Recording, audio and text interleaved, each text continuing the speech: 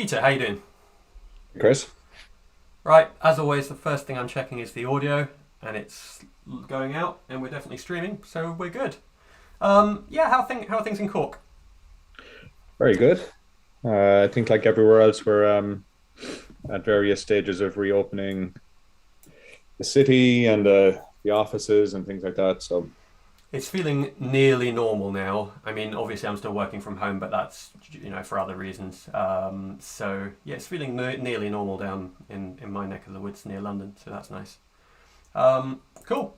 So let me introduce where we're at. Calico Live has been running since middle of last year. But we've had a little bit of a break due to Christmas and January, and this is the first session I think since actually early December. So Calico Live is an occasional informal live video stream series, and the idea is it's kind of less scripted, or really not scripted at all. We've got a very loose kind of set of bullet points that we want to work through, but that's all. And it's an opportunity for us to kind of relax and check in and just have a bit of fun and learn together. So we've got a history of the whole stream on YouTube, and up to episode 5 we were talking about the BPF data plane. Episode 6 was a Calico Live 5th birthday special with Ratan Tipinani and the CEO of Tigera. And then since then we've had individuals, Casey, Mike and yourself. So we'll be discussing and demoing WireGuard today, and also talking about what you're up to in the Cork office. So I'll just introduce myself quickly before we start doing that. So my name's Chris Tompkins. I'm a lead developer advocate at Tigera, and my job is to kind of champion our users' needs and try to make sure that our users are being heard from the open source community, and similarly to try to get messages that we want to share through effectively. So I'm kind of a conduit between our users and our contributors. I've worked in networking since around 2000, and I've always just kind of been interested in SDN, and that led me to Calico and Kubernetes. So Peter, would you mind introducing yourself? absolutely. So my name is Peter Kelly.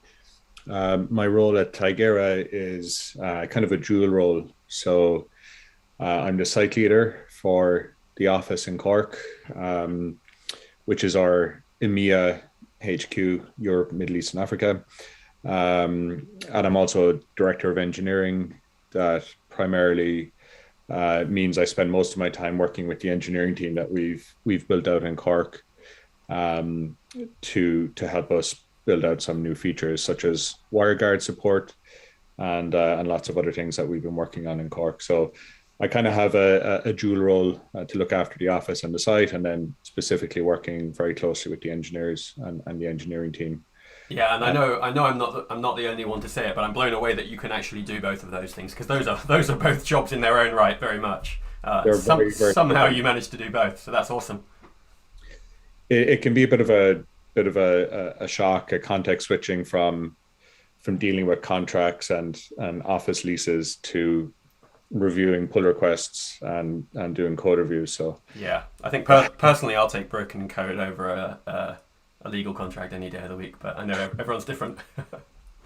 it's been interesting, especially during COVID, attempting to set up a new company in the country and then hire, like we've gone from 0 to 25 people in pretty much 1 year. So yeah, it's been fun. It's been interesting. And that's a huge challenge as well, because trying to ramp up quickly on people, but making sure that you're still holding that same bar of you really want high quality people, because Tigera, I feel like we've got an amazing group of people, and trying to keep that kind of caliber of people whilst also scaling up quickly, that's difficult.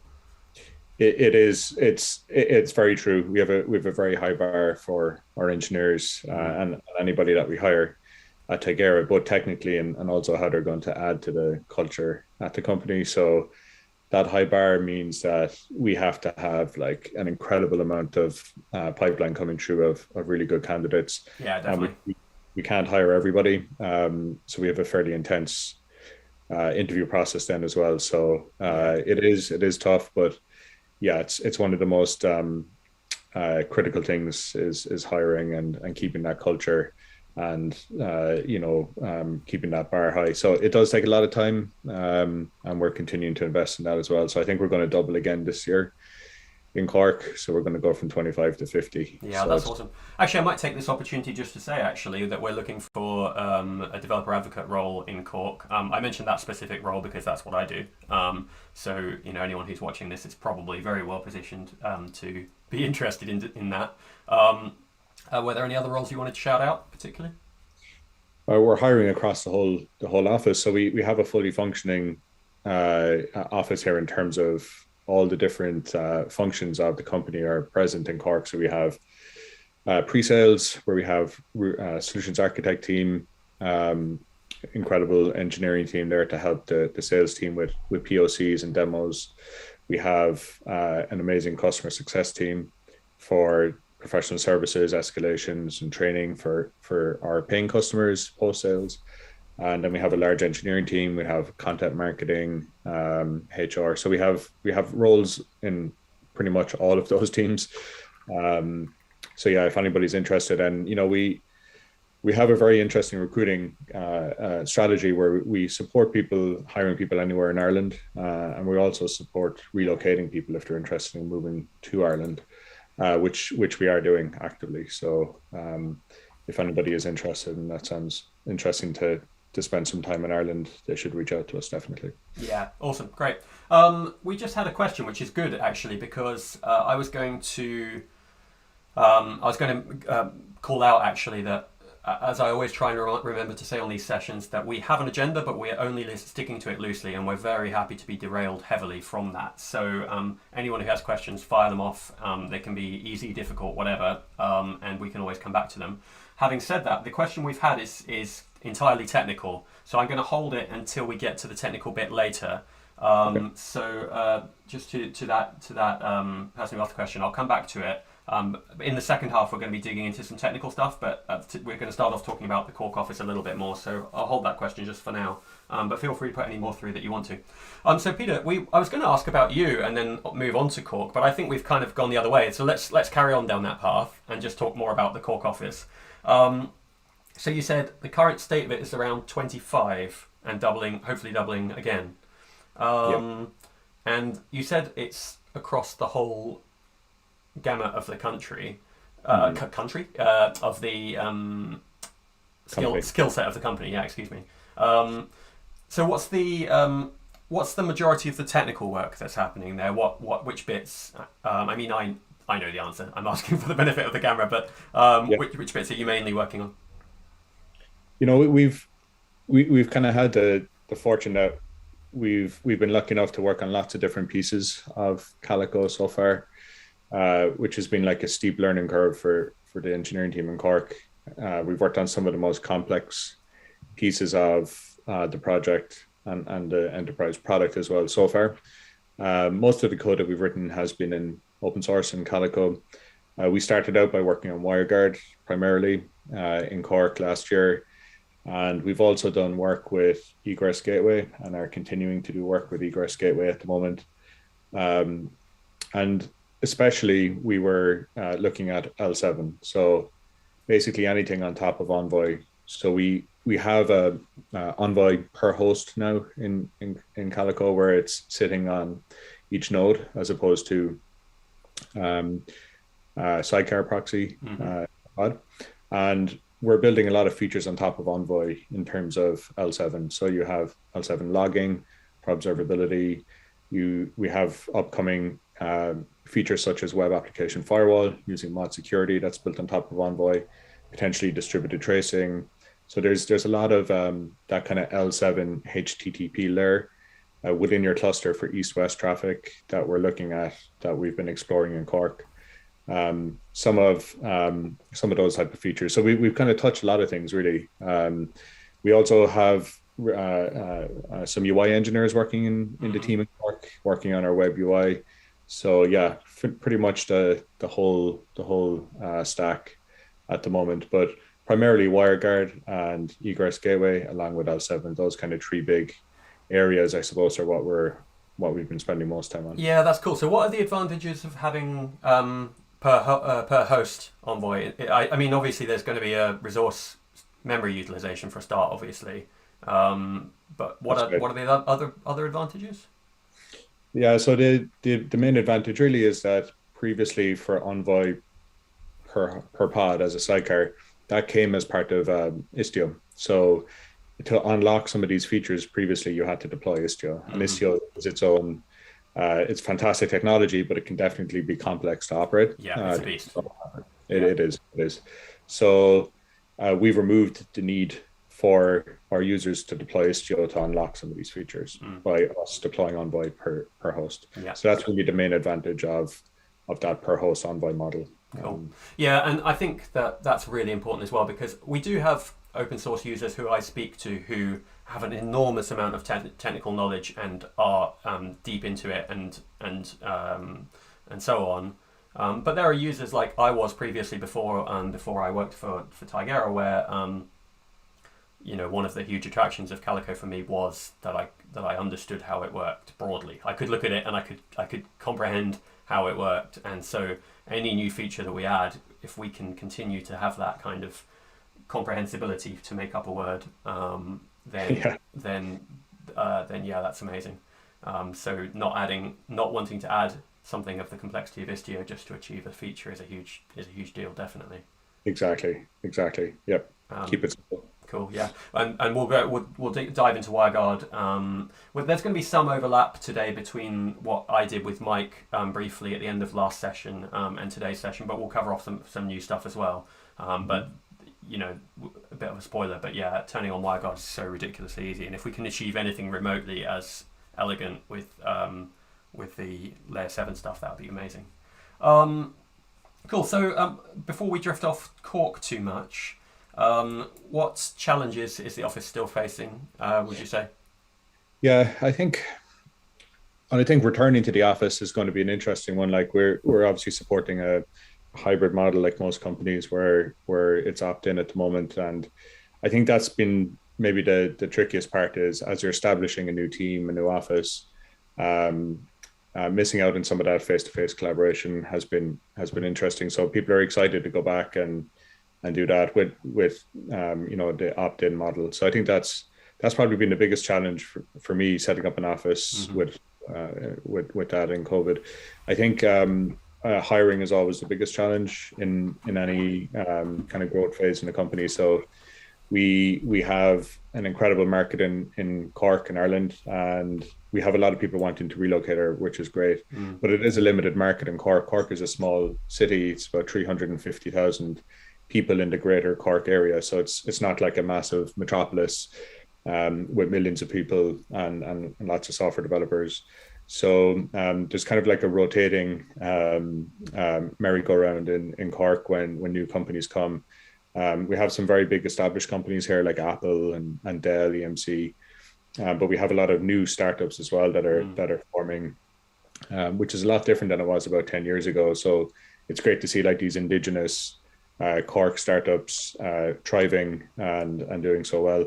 And then we have multinationals coming in looking to establish a EMEA basis here. So Cork is kind of changing a lot, and that's great. Hiring is still a big issue for us, and finding places to live in Cork. Yeah, right. Because you said 350,000, and as I think you know, I live near Brighton, and I think that's nearly Brighton sized. I think that's pretty much the same size as Brighton, which, although Brighton's a big town, borderline city, I think it's technically a town, not a city, but whatever. It's that's pretty small really to be batting the weight that you're batting in terms of the organizations you've got there and the technical stuff that's coming out of stuff we're definitely punching above our weight for sure. Yeah. I'd love to, I've said to you before, I think I'd love to come and work there with you, like physically with you, but I have family things that mean I can't, sadly. Otherwise I'd take the adventure and go and join you in Cork. It's a nice city. It's on the south coast of Ireland, so it's access to the water. The weather's a bit nicer down here than other parts of the country, and it's a small enough city centre. You can kind of walk from one side to the other in about 20 minutes. So you're not fooling me with the weather talk, though. I've heard you lot complain relentlessly about the weather. Yeah. Cool. Okay, so before we dive into WireGuard, I just wanted to spend a bit of time learning about you. Really, I think people really enjoy. I know sometimes it doesn't feel like it's maybe relevant or whatever, but people enjoy hearing about the people behind the things they use. So how did you get into technology and coding in the first place? I think the first piece of code I ever wrote was on a Commodore 64 Nice. with my older brother. Some basic, yeah, that was the first time. I think I was about 6, maybe 7 years of age. One of those adventure game books or something, or No, it was much simpler than that. It was literally kind of drawing a pattern on screen. oh right, yeah. Very, very basic repetition using basic. That was my kind of very first introduction to anything related to like making something happen Mm. on a computer, which kind of blew my mind. So yeah, I'm kind of going to reveal my age now, but yeah, that was in the late 80s. Hmm. That was kind of my first introduction to it. In terms of like college and going through school, in Ireland we don't really have a lot of. It's kind of changing now, but we didn't really have a lot of technology or computing while you're going through secondary school, which is up until about 18 years of age. So everything that you're doing up until that point is at home. It's hobby. Yeah. Having an older brother that was interested is a great help. That's changed now. There's lots of coding camps for kids, like Coder Dojo, which is a worldwide program and institution now that was started by a guy in Cork. So I didn't know it started by a guy in Cork. That's cool. yeah, James Welton. Yeah, he's a lovely guy, and he started Coder Dojo in Cork. Yeah. So that became a global phenomenon. So it's definitely changed now. Like getting, my own son, he's 8 now, so he's into Scratch and some of those kind of tools for learning to code. More visual building blocks, clicking things together. Yeah. Yeah, my daughters both use Scratch as well, and they're just getting to drawing the parallels where Serena's got a book about technology, my daughter, and she saw if then else in written code, and she was like, oh, that's like a Scratch block. It's like, well, yeah, it is like a Scratch block. That's because it's the same conceptually. It's just, one is visual and one is not. So then, yeah, into college, like I did my undergrad in software development in CIT, which is a college in Cork here. It was actually software development and networking, which is an interesting mix in the course. So it wasn't a traditional computer science degree. A lot of hands-on labs, which is why I chose it. So they kind of partnered with Cisco. So you had a software development aspect to it, and then you had this fantastic practical lab split where you get to actually cable things together and program routers and switches and things like that. So yeah, very interesting course. Yeah, I remember loving that stuff when I came into this job through Cisco and Juniper and networking and yeah, it's fun to plug routers and switches together. I mean, it's all virtual now. If you do your CCNA or equivalent course now, you don't touch any hardware. It's all virtual, which is a shame because it was nice back in the day. I think you're talking about where they would break out a box of 2500 routers and a ton of cables and go have at it. And that was quite cool. And you got that kind of the hard skills that you maybe don't learn about, like how these bits of kit are racked and and fiber types and what's not, what you can't do, don't bend the fibers too much, that kind of stuff that is hard to learn from a book. It's much easier to learn physically. Yeah, definitely. And we enjoyed that, and then we went on to do a postgrad. I did a postgrad master's degree in UCD in advanced software engineering. So I've always been programming. I've started as a software developer, and as I went on in my career, then I've worked in lots of different companies, not always networking related. I've worked in lots of different industries, kind of general purpose programmer in some ways, like working in banks, working in startups, digital cinema, SaaS solutions, lots of different kind of domains, and most recently before Tigera at Nginx. So lots of different companies, lots of different kind of domains, but always kind of had that interest in networking from college. Cool. All right. Just one more question, and then we'll dive into the WireGuard stuff. So, what's your favorite aspect of your work, technical or non-technical? So it doesn't even have to be, it could be with your office principal hat on, if you like, but whatever.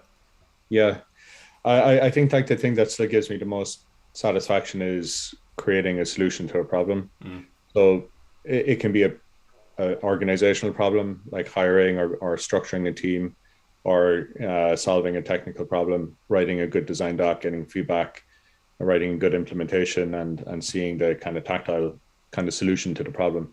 So I still find that like the most satisfying thing is creating a solution to a problem. Mm. I think that's like the engineering brain. It doesn't matter what the problem is, if you can apply like a solution and get the kind of satisfaction of that solution working. So I don't do as much coding now as I used to, obviously, with the role that I have, but I still do try to help out from time to time where I can. And it's so useful to have someone in a senior position who knows the realities of these kind of things, so that you know people will feel understood. Cool. Do you on the solving problems thing? I know so many engineers and programmers who find it hard not to over-engineer solutions to things, or generalize. The other one is generalizing a solution to a problem. Yeah, it afflicts all of us, I think, when we're coming to it. I think there's what I've seen in my career is that when you're a junior programmer, you typically choose like a very simple solution to a problem. And then when you're kind of in the middle of your career, you learn a lot of really valuable things like design patterns and abstractions. And then you go looking to apply them maybe where they're not appropriate. And then you learn from those kind of situations. And when you become a senior programmer, you go back to writing simple solutions like a junior programmer again. Yeah, right, definitely. I feel like I might have mentioned this on the podcast once before, but John Carmack, very famous game programmer, was talking about architecture astronauts, and how if you become too in some ways too senior, you can almost start to see that everything should be architected in a clever way to make it scalable and everything else. And of course that's true. Of course things should be designed rather than just knocked up in code, but that you can end up spending your whole life thinking about the architecture and not actually just not solving real problems. Absolutely. I thought that's a really interesting observation, and that thinking about the problem, thinking and planning is critical, of course, but there's such a thing as too much. Sometimes you need to get started on solving the problem. Absolutely. And sometimes the best designs emerge from tackling the problem and writing some working code and working software. And so you just kind of want to do just enough design up front that gets you going. Right, exactly. Mark Rober, who's a famous science YouTuber, talked about that as well. He was saying how, like, if you don't build some bad things and if you don't prototype, you'll never know when you've got the right solution because you've got nothing to compare it to. So how do you know you've got the right solution if you don't know what the wrong solution looks like? It's quite interesting. That's a good point. Yeah, cool. All right, let's dive into WireGuard then. So just before we do that, I'll just take that one question that came through earlier, which was technical but not really related to WireGuard. It was just a question about Calico. It says, is Calico compatible with Psyllium to run in parallel on a single cluster? And the answer is no, I'd say, isn't it? That's a hard no. The CNI is usually set really early. It's technically possible to change CNI on a running cluster, but that's not a thing you want to get into. You can change data plane in a running cluster using Calico, for example, but generally speaking, the CNI is a decision you make at the start of a cluster, and that persists. Is there anything you'd add to that, Peter? Well, I've never thought about it or experimented with multiple CNIs running at the same time, whether one is in just policy mode or one is in networking mode. Mm-hmm. I've never tried it, never considered it, but I think you're right. Yeah, I don't think that'll work. I think it depends a little bit on what your objective is. With open source, if sometimes you get people who are literally just hacking things together and seeing if it works because it's cool and interesting, in which case, yeah, you might be able to get something working in some interesting Frankenstein way. But if you're trying to run something in production, then no, it's probably the simple answer. There's also things like Multus, obviously, that allow you to connect multiple network interfaces to pods, but that is a hugely complicated beast in itself, which I think one day I would quite like to do a Calico live session about it, but frankly I would need to upskill myself a little bit more before I talked meaningfully about it. What's that one called? Multus. Multus. Yeah, and it allows you to have multiple CNIs running different or multiple network interfaces running on different CNIs. I think it's something I've never done. It's something I've wanted. It's been on my list to take a few days and see what I could achieve, but I haven't yet got to it. Okay. Cool. All right, let me just share my screen. And while I'm doing that, I'll just mention again that we are very much open to being derailed and going anywhere with this. We'll talk through some stuff, but if anyone has questions or wants to kind of run anything past us, we're very much here for that, and there's no bad questions, so feel free. Right, with that said, that's the one I want, I think. No, we'll put ourselves behind it. There we go. So, Peter, that might be a little bit small for you. Hopefully, you can just about read it. So, I'm a little bit less prepared than I wanted to be on this because I actually had some technical difficulties myself building my lab. So, what I've got, I should say first of all, can you read my CLI, or at least pretty much read it, Peter? Yes, looks good. Fantastic, great, okay. So what I've got really is a brand new Kubernetes cluster. It's Minikube. I was going to do this in GCP, but I had some technical difficulties, so I spun up a Minikube cluster just an hour and a half ago, as you can see. It has just had Calico installed on it.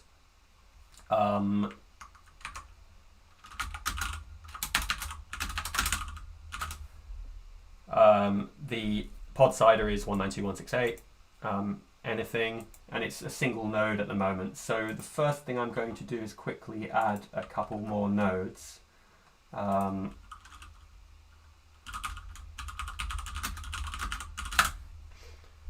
can tell that I'm slightly less prepared than usual, because usually I'm pulling my commands from my command history, but I'm not today. So you're going to see my atrocious typing live.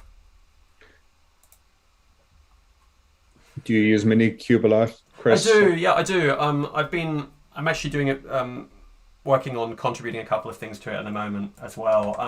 I really like it.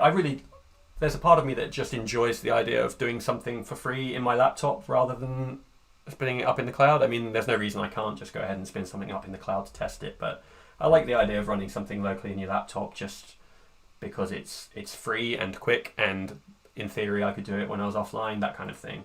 Yeah, exactly. Yeah. I really like Minikube. There are some caveats. So I think I'll probably stop there. I think I've got 3 nodes. Yeah.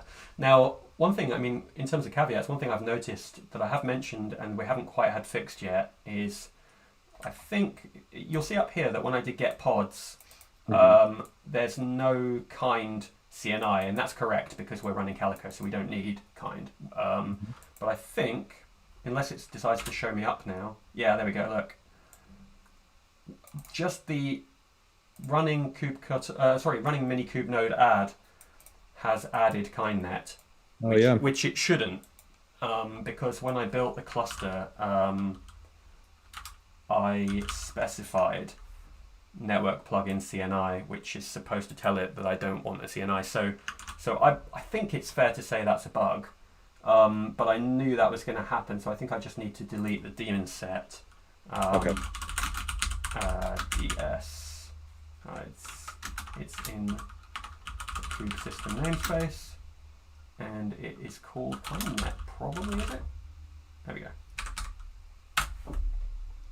So since the objective of these sessions is for people to learn as well, and we get people of kind of all experience levels and things, a daemon set is a Kubernetes concept that tells Kubernetes that you want to run something on every node as a daemon. So by deleting that daemon set, Kubernetes has gone and retrospectively, well, not retrospectively, but it's gone and deleted the pod that was running. The individual pod that was running on each node, one on each node. Right. Peter, if there's anything you think I don't say very clearly, or that you feel like you'd like to add to, just dive in. Yeah. Yeah, definitely. Yeah, that was perfect.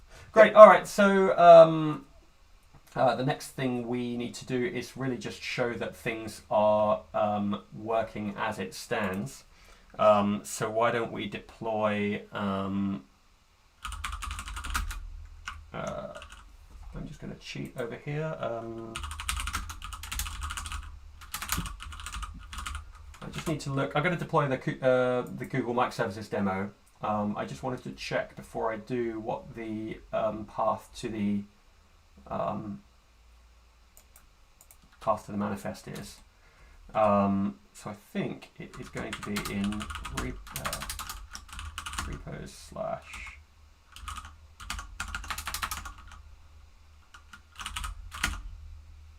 Let's try that. So I'm applying the Google Microservices demo manifest. Perfect. Lovely. There we go. Now, if this turns out to be too large in terms of resource demands for my laptop, then we can always change to something smaller. But I think this will be okay. So we'll know in a moment. Yeah, I use this one a lot as well. Yeah, I do as well, for sure. So for anyone who doesn't know, who's watching along, this is well, why don't I just bring this in here quickly? This is the Google Microservices demo, which is on GitHub, and yeah, it's just a multi-tier, multi-programming language demo app, and it's fantastic for just fundamentally testing and seeing if things are broadly working. Cool. So still creating. Let's let that carry on doing its thing for a moment, and while it's doing that, we're going to enable WireGuard, and that's kind of our focus here. So, Peter, maybe you could just quickly talk about what the requirements are in terms of the node, what features a node needs in order to enable WireGuard. Yeah, absolutely. So, like the reason we chose WireGuard in the first place was we wanted some extremely simple solution to encrypt our data in transit in a Kubernetes cluster. So there's lots of different ways you could do this. You could tackle it at the TLS level with something like MTLS, which solutions like microservices use, like Linkerd and Istio, both lean heavily into MTLS with certificate management, and that unlocks things like identity and authentication. But for our users' use case, we wanted to encrypt data in transit at a very lower level for compliance reasons. And we chose WireGuard. We could have also chose IPsec. We chose WireGuard because it's extremely simple to configure using standard Linux commands for setting up network interfaces. It's extremely fast. It uses modern Cypher, ChaCha20. It's highly opinionated in a good way. In a good way, yeah. I was going to say that, and it's worth calling that out because that for me that is IPsec's weakness, that it can do so many things, and when you first encounter it, if you don't know what you're doing, you can build a non-working config, or you can just get bogged down in complexity when really all you want is something that works. Exactly, and it's the bigger it becomes, and the more it tries to be everything for everyone, the more kind of attack vectors it has itself as well. So what's that famous thing about WireGuard? I think it's, everyone loves this quote because it's so pithy, but it's like 4,000 lines of code or something. I forget the numbers. It's a very small number of lines of code versus a huge number for IPsec, and that just makes it easy to audit, and it kind of speaks to the aims of the project, doesn't it? Exactly. I think it is 4,000 lines of code. Yeah. So, I mean, that's easy to reason about and read that code, easy to audit. And I think IPsec at some point, if you kind of include some of the extensions, is about half a million or something like that. So yeah, it's obviously a big difference. Yeah. And that also makes it, I mean, it's not relevant for our deployment model particularly, but it also makes it a much better fit for embedded systems and things like that don't necessarily have a ton of storage or a ton of CPU is less relevant because obviously the vast amount of the work is the crypto anyway. So, but yeah, they don't have a ton of storage. I did do a talk about Kubernetes and Calico's VPP data plane for edge deployments, and we were talking about how sometimes you're in quite a resource constrained environment, and that's another big plus of WireGuard.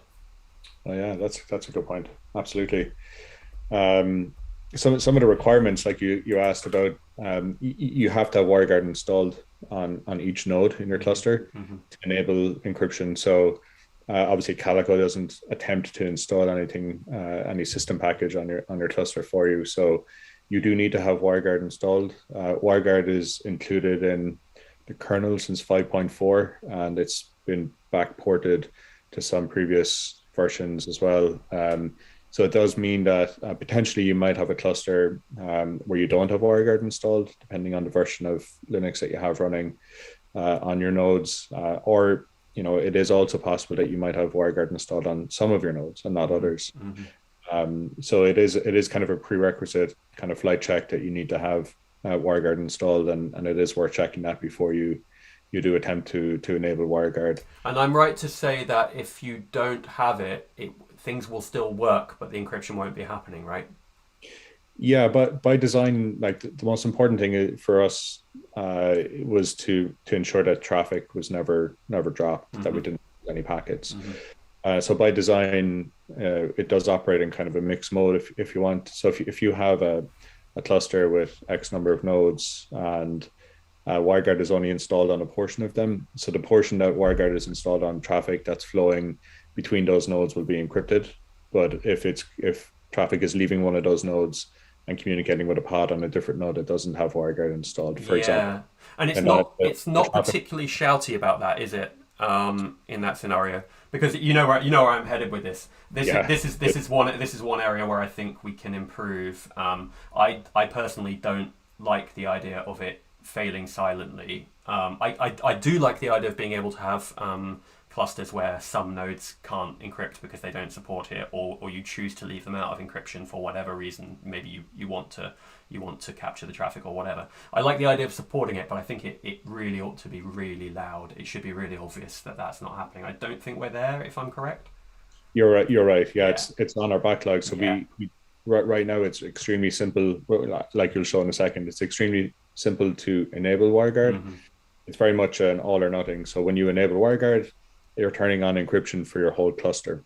On our backlog, just to talk about that for a second. So if you do that and WireGuard isn't installed on parts of your cluster, you may think you're getting fully encrypted traffic everywhere in your cluster. Perhaps you don't know that WireGuard hasn't been installed on some of the nodes.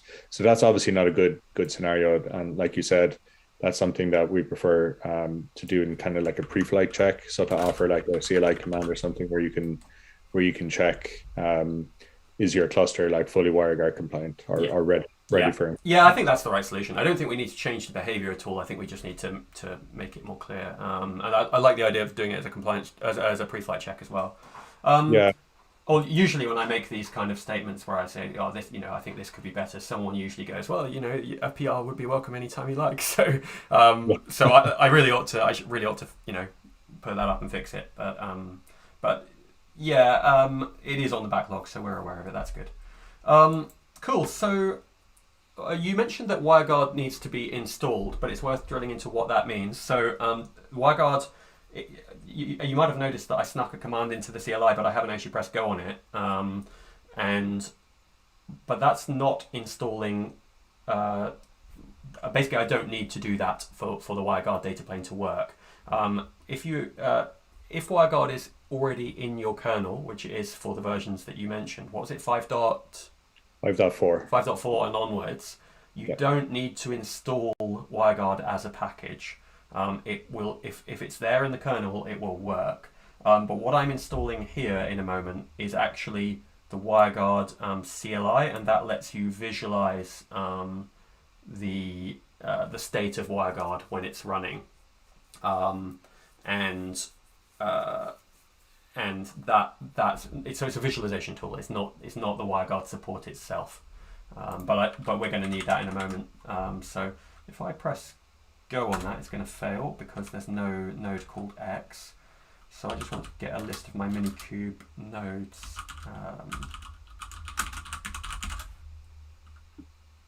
Okay, so I'm just using a for loop. So if I change this to Minikube, so I'm taking the names of the 3 nodes. This will take a moment or two to run. And while it's doing that, we can chat about other stuff. So I'm just checking my command. So this is going to SSH onto. Oh, I need to get rid of that. It's going to SSH onto each node in the Minikube cluster, and it's going to run sudo apt update and apt install -y WireGuard.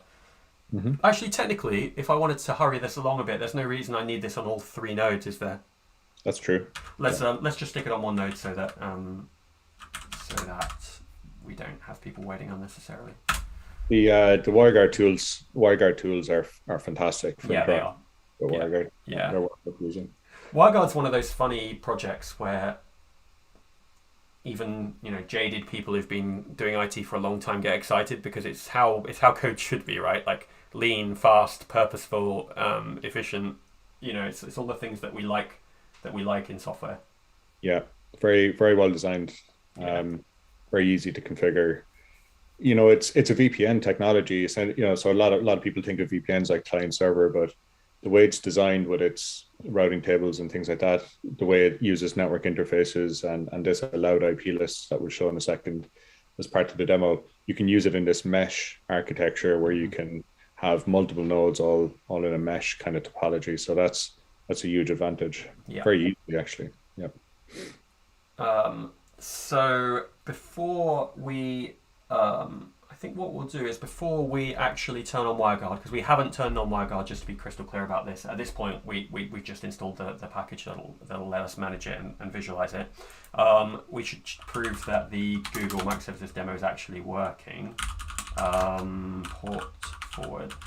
Now, getting the port forward syntax right without cheating is going to be kubectl get service. Front end, that's the one we care about. One of the things that we're looking at as well, Chris, just to talk while you're doing that as well.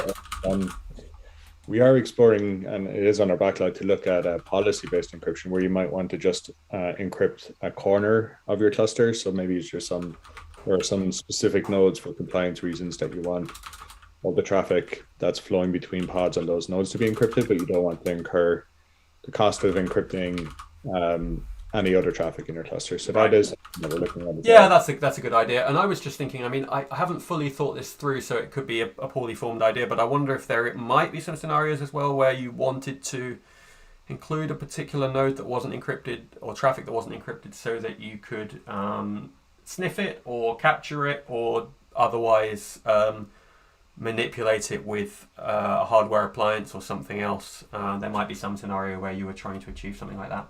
So have I got that right? It looks like I might have got that right. So if I have, so what I've done there is, or what I hope I've done there is set up a port forward to the service. So my local port on my local laptop, 127.0.0.1.90.90 should.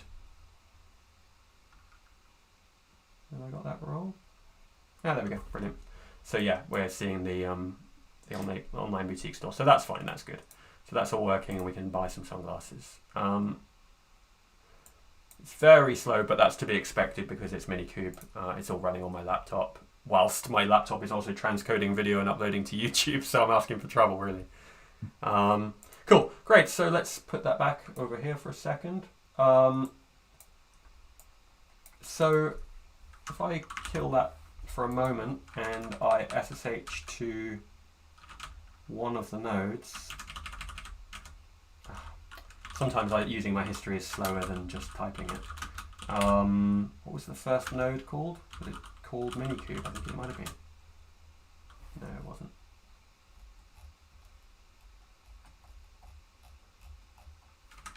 One sec.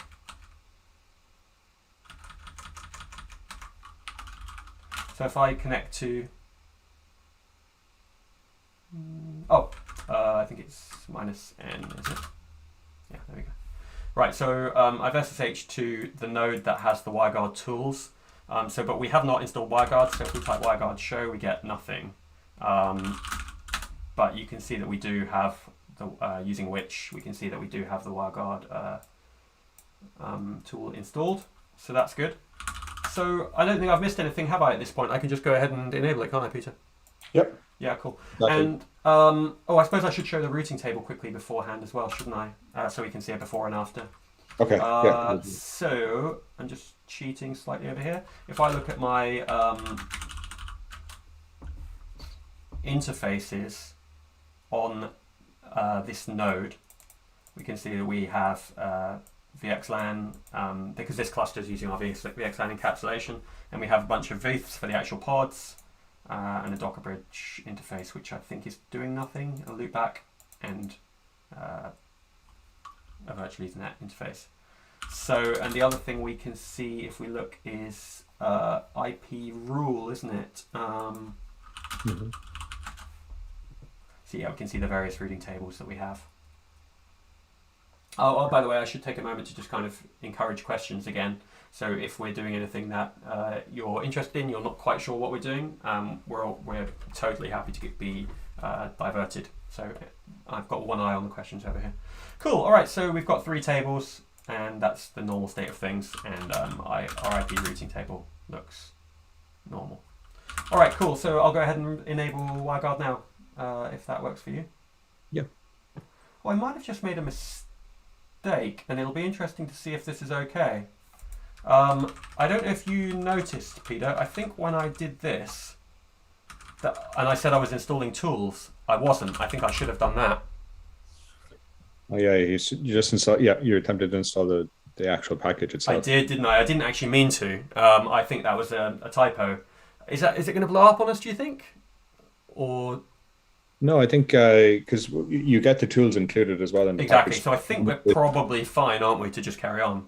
We are, because you did WG show and that that worked. So I think you get tools with the package as well. Yeah, brilliant. And like I said to you before we started the session, we're all good. If things blow up on us, it's fine. It's this kind of session is where we learn together. That's the point of the session, so we're all good. All right, so let me try and turn on WireGuard now, and I'm going to copy and paste the command because I can't remember it offhand. Here, I think it's this, isn't it? So what we're doing is we're using Calico Cuttle. We're migrating to using kubectl Calico, but old habits die hard for me. So I'm patching the Felix configuration resource, which is called default, and I'm merging in this new configuration. So before we patch it, let's look at what it looked like before we did that.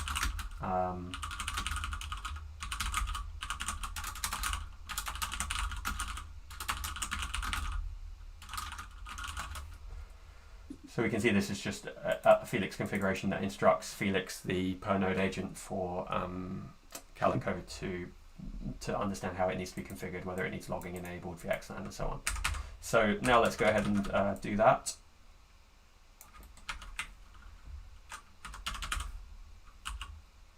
Okay, so we add WireGuard enabled to that output, and you can see that just by getting the Felix configuration again, we can see that's appeared there. We're happy. And if we jump back onto the node, we should, simple as that, we should see,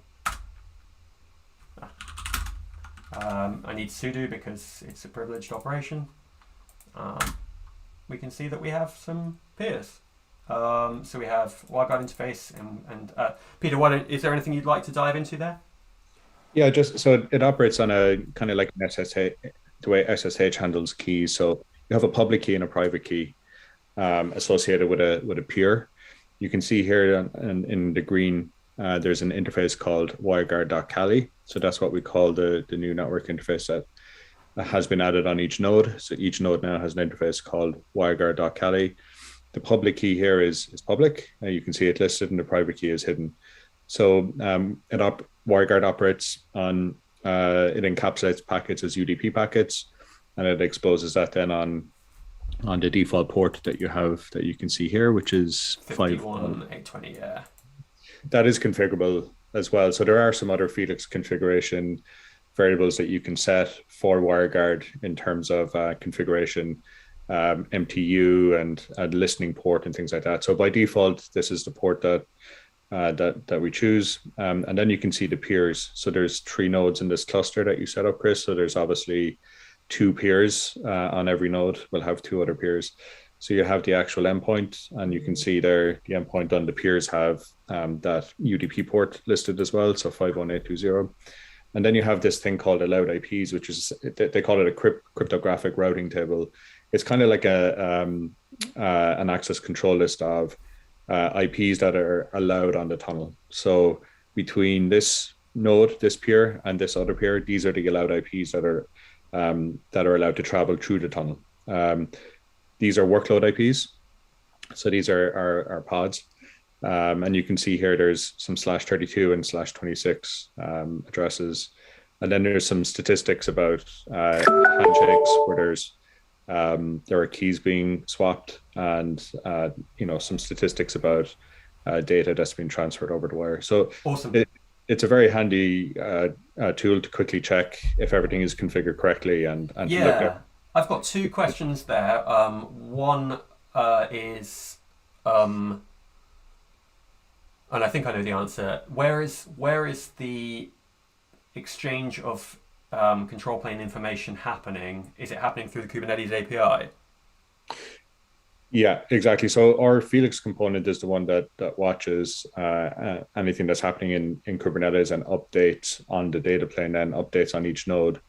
So if a pod IP changes, or if a pod comes up or down or disappears or new pod is created, it automatically gets programmed in here via our data plane component in Felix. Mm-hmm. So yeah, absolutely. That's awesome. Exactly cool. How it works. And the firewall mark, I always forget the exact role. It's to do with the IP rules, isn't it? And it's to do with this. Oh, I remember. It's to stop things that have already been encrypted re-entering the tunnel, isn't it? That's what it does.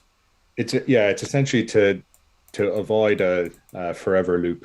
Yeah. Okay. Of packets. So let me try and say this out loud, and you tell me if I'm wrong. I think as the traffic goes through the routing tables for the first time, it doesn't have the mark.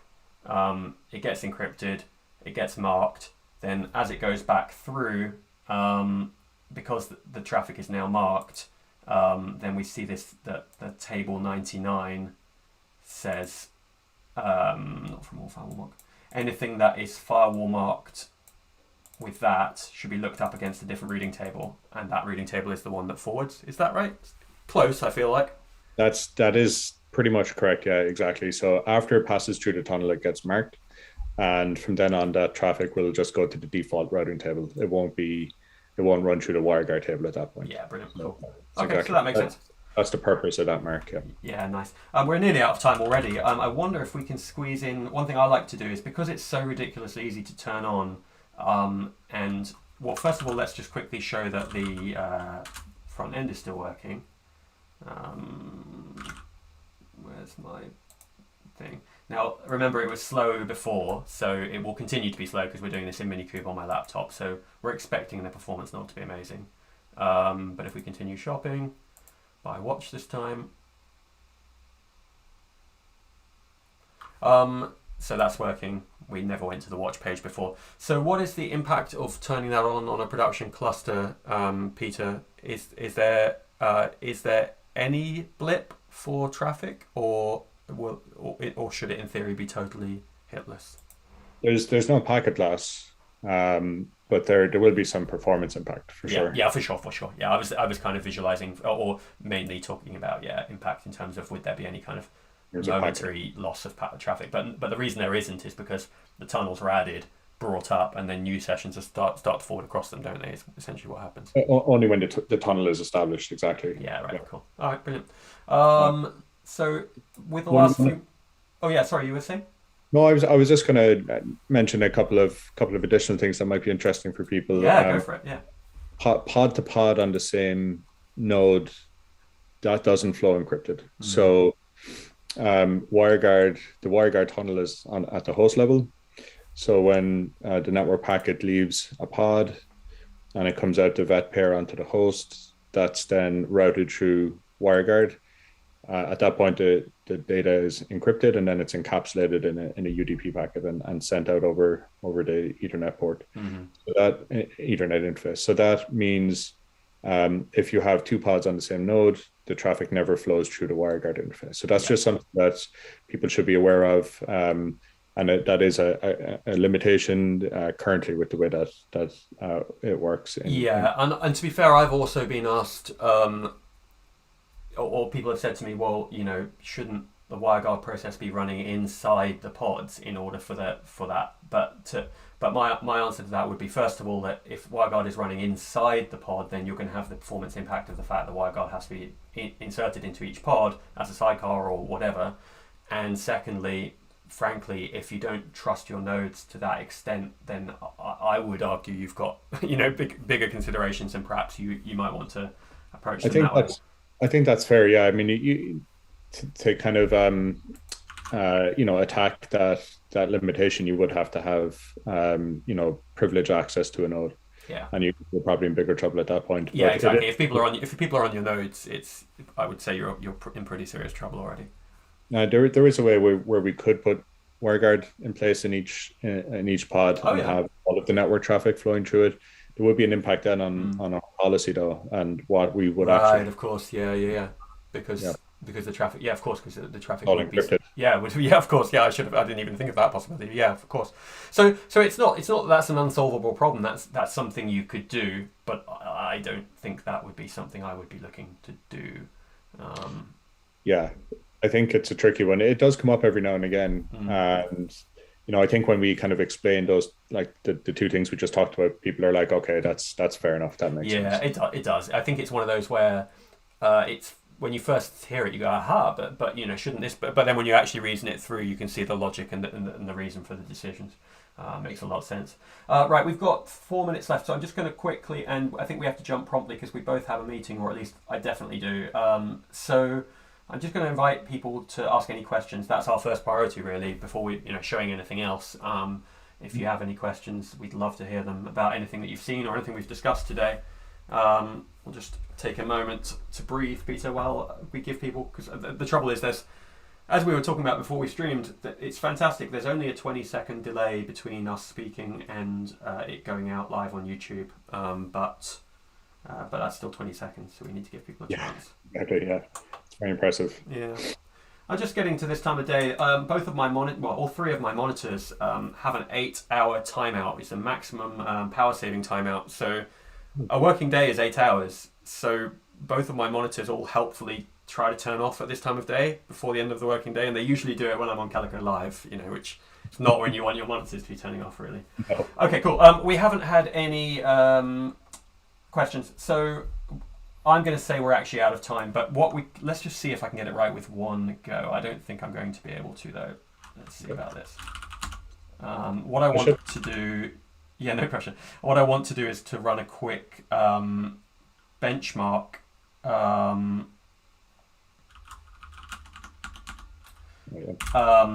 the node. Now, we're not trying to show anything good about throughput here because this is Minikube, so we need to remember, and our viewers need to remember, this is Minikube, and the whole thing's running in my laptop. We're not expecting good performance here. What we are trying to show is that if we're quick, and we jump back onto, or maybe we don't need to be quick, maybe we just run it in a different terminal, that would make a lot more sense. Although I think I can't because my kube config. If we do that, so what this is doing is running KMB, Kubernetes Network Benchmark, Alexis Dukastis' amazing tool, which just runs a simple data blast from one node to another node. It spins up a pod. It might choke. If this fails, it'll be because the node is demanding the pod is demanding too many resources from my Minikube. So if this fails, we'll call it a day. And it did. Okay, cool. Curse of the demo. It was worth trying though. Yeah. Actually, you know what it is? It isn't. That didn't fail for the reason I think it. I'm just going to confirm that I'm right about that. Yeah, it did. It failed for the reason I said, which is fine. So that's cool. At any rate, all I was really trying to show is that you can actually see the bandwidth go up in the WG show command. You can see that the tunnel is actually being used because it can be so tempting to look at the encryptor and go, well, maybe it's not encrypting at all. Maybe it's just smoke and mirrors. But exactly. And you can use TCP dump for that as well, and you can good point. Watch the WireGuard network inputs, and you can see traffic that's flowing through that. And fantastic. All right, we're out of time already, Peter. These always go much quicker than you think they will. We'll have the next session. It's not actually set. I'm expecting it to be in 2 or 3 weeks, most likely, but I'll put a message out. If people want to subscribe in YouTube, that will give them a reminder next time there's a session. So I just remains to say thank you so much. I really appreciate you. You're a busy person. I really appreciate you taking the time to come on. Anytime at all. Brilliant. Thanks, Chris. It's a pleasure. Take care. Cheers.